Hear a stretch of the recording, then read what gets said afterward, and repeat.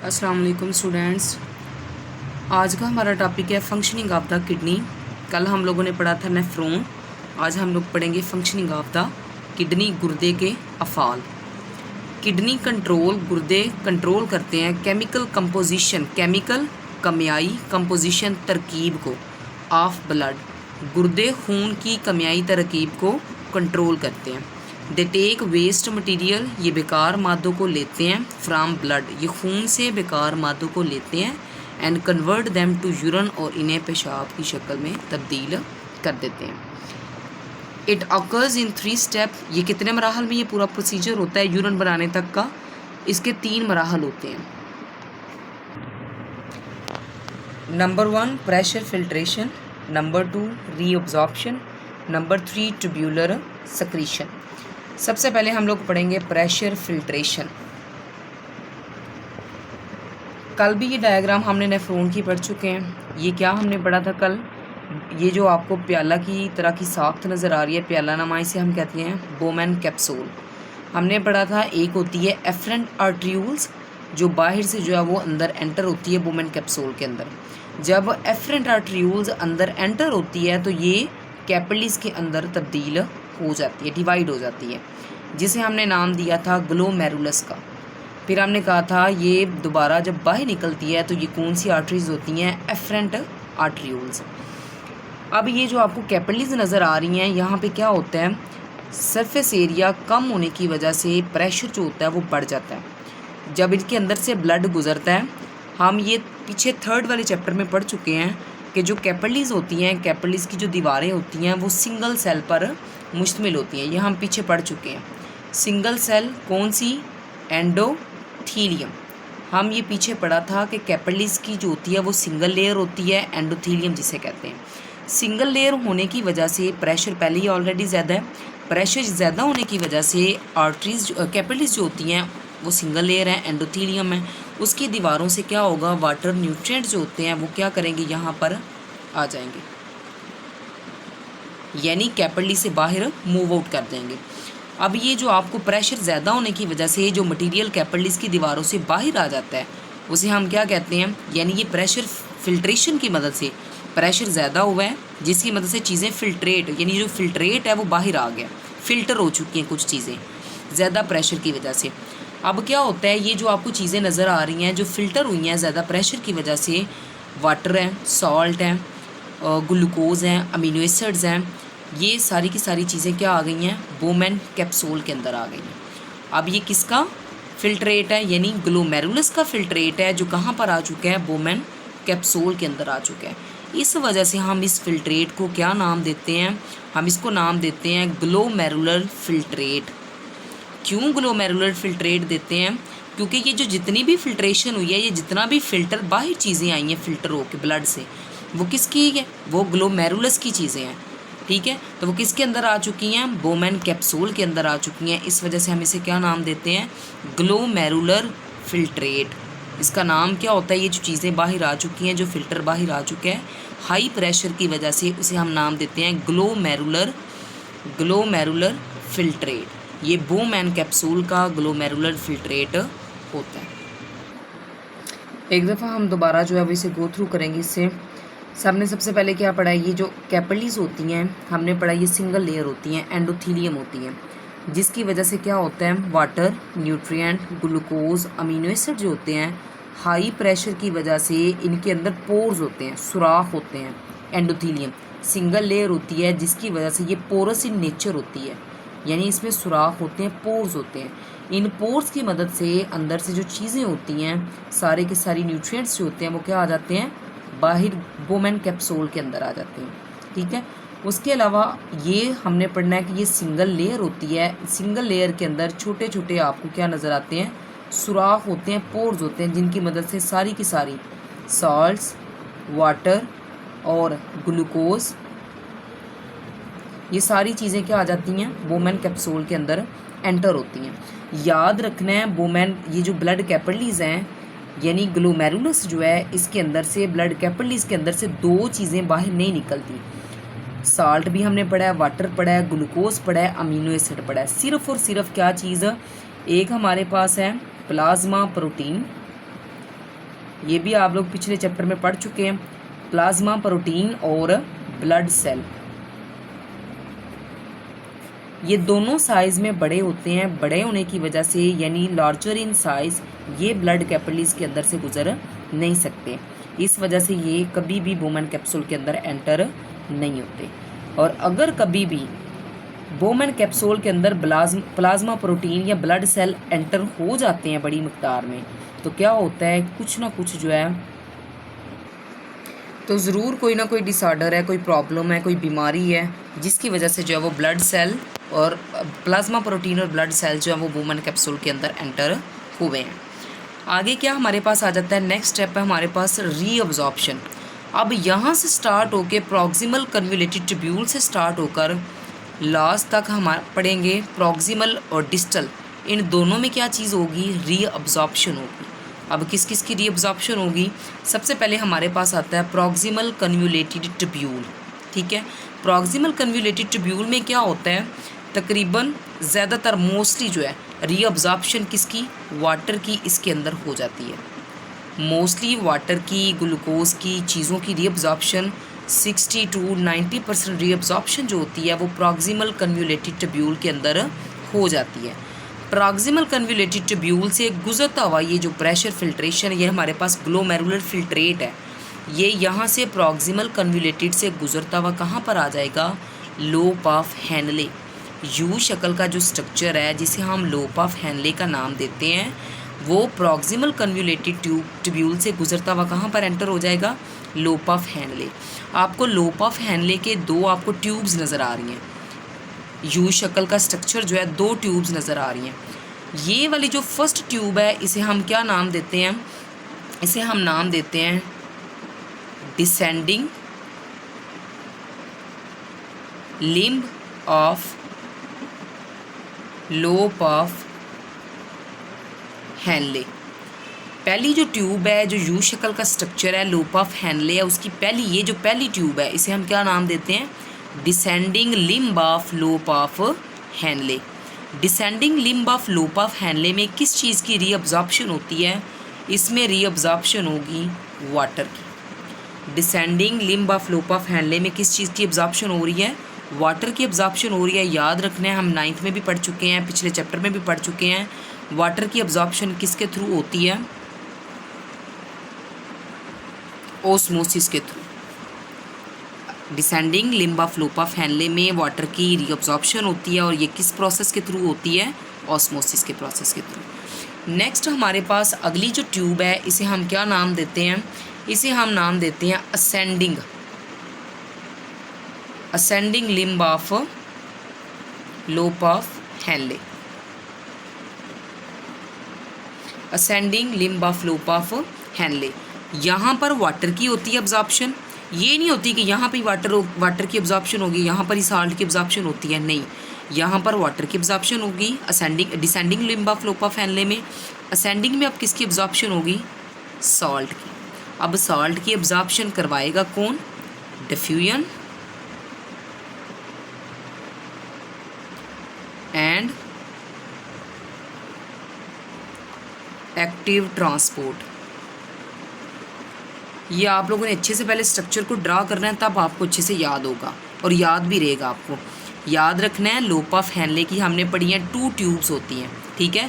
पहली को हमने नाम दिया है descending limb of loop of Henley, जो किसकी एब्जॉर्प्शन करता है, वाटर की रीअब्जॉर्प्शन करवाता है और ओस्मोसिस के प्रोसेस के थ्रू।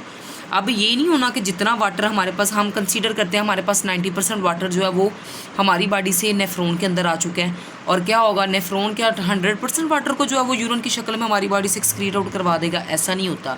इसमें से जितनी ज़्यादा से ज़्यादा कोशिश होगी कि वाटर जो है वो दोबारा से बॉडी के अंदर रीअब्जॉर्ब हो जाए। तो इसमें क्या होगा, descending limb of loop of Henley जो होता है वो ज़्यादा से ज़्यादा पानी को दोबारा रीअब्जॉर्ब करवा देता है बॉडी के अंदर।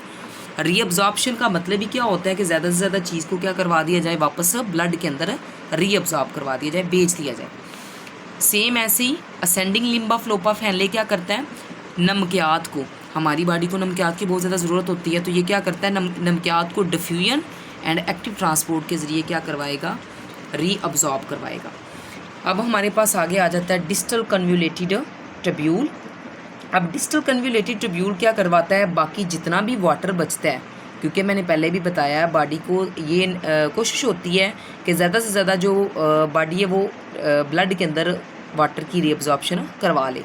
तो अब जो ज़्यादा बाकी जो पानी बचता है, मतलब यहाँ पर भी वाटर की हमने पढ़ी है कि descending limb of loop of Henley में वाटर की रीअब्जॉर्प्शन होती है। अब क्या होगा, डिस्टल कन्वोल्यूटेड ट्यूब्यूल का काम भी क्या होगा कि वो ज़्यादा से ज़्यादा वाटर को अपने अंदर रीअब्जॉर्ब करवाए। डिस्टल कन्वोल्यूटेड ट्यूब्यूल और कलेक्टिंग डक्ट जो होते हैं, ये दोनों के दोनों का काम क्या होता है, वाटर को रीअब्जॉर्ब करवाना वापस। पहला स्टेप है pressure filtration. Blood enter kidney through a renal artery. Blood गुर्दे के अंदर रीनल आर्टरी के ज़रिए दाखिल होता है। Number 2, arterioles. The artery divides into many arterioles. Artery जो है बहुत से आर्टरीयूल्स में तकसीम हो जाती है। Each arterioles divide into the capillaries of glomerulus. Arteries जो हैं वो आर्टरीयूल्स में तकसीम होती हैं। हर आर्टरीयूल्स तकसीम होकर ग्लोमेरुलस की कैपिलरीज बनाता है। व्हेन ब्लड रीचीज ग्लोमेरुलस, जब ब्लड जो है वो ग्लोमेरुलस में पहुंचता है, इट्स प्रेशर, हमने पहले भी पढ़ा है कि कैपिलरीज की दीवारें जो हैं वो सिंगल लेयर पर मुश्तमिल होती हैं, यानी एंडोथीलियम। तो वो उनकी दीवारें पतली होने की वजह से बाहर से प्रेशर जो है वो एक ब्लड जो है वो एक प्रेशर के साथ अंदर एंटर होता है। ज़्यादा प्रेशर की वजह से क्या हो जाता है, it's pressure is very high. वो कहते हैं जब ब्लड जो है ग्लोमेरुलस तक पहुंचता है तो ब्लड का प्रेशर जो होता है वो बहुत ज़्यादा हाई होता है। सो मैनी स्मॉल मालिक्यूल, तो बहुत से छोटे मालिक्यूल्स, कौन कौन से, पानी, नमकियात, ग्लूकोज और urea, move out of the glomerulus. तो ये क्या करते हैं, ग्लोमेरुलस से बाहर आ जाते हैं। कैपिलरीज में प्रेशर ज़्यादा होने की वजह से ये सारे के सारे स्मॉल मालिक्यूल्स ग्लोमेरुलस से बाहर आ जाते हैं। किसके अंदर एंटर होते हैं, बोमेन कैप्सूल के अंदर। These material enter Bowman capsule. This step is called pressure filtration. Pressure filtration की डेफिनेशन आप लोगों ने स्टार्ट करनी है।